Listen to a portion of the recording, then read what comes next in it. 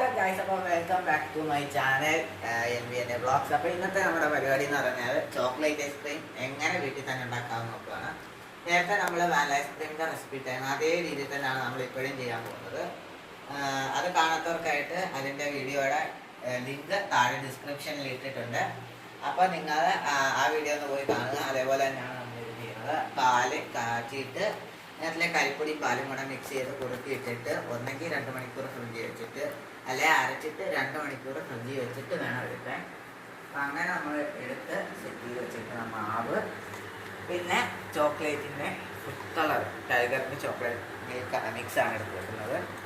അപ്പോൾ നമുക്ക് ഇതിനകത്തിൽ 2-3 തുള്ളി ഒഴിച്ചാൽ മതി. നേരത്തെ നമ്മൾ കുറച്ച് ഒഴിച്ച് നോക്കിയതാണ്, കുറച്ച് മാറ്റി വെച്ചായിരുന്നു. പക്ഷെ അതിനകത്തിൽ കുറച്ച് കൂടുതൽ ഒഴിച്ചു. അപ്പോൾ ലേശം പുളി കൂടിപ്പോയി. സോ ഇതിനകത്ത് നമ്മൾ കുറച്ചേ ഒഴിക്കുന്നുള്ളൂ. അത് കറക്റ്റ് ഇതാണ് മിക്സ് ചെയ്ത് കൊടുക്കണം.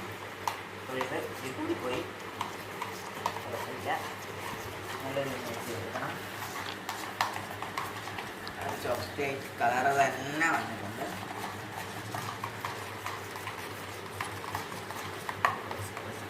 അപ്പോൾ ഇത് നല്ലതായിട്ട് ഇളക്കി ഈ ഒരു കളറാക്കിയിട്ടുണ്ട്. നമുക്ക് ഈ ഒരു പാത്രത്തിലേക്ക് മാറ്റാം.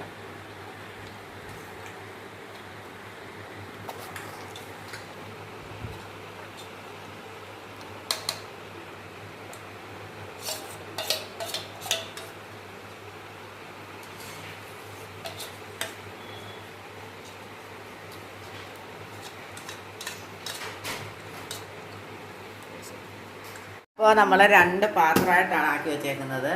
ഇനി നമുക്കിത് ഫ്രിഡ്ജിൽ കൊണ്ടുവന്ന് 24 മണിക്കൂർ ഡീപ് ഫ്രീസിന് വെക്കാം.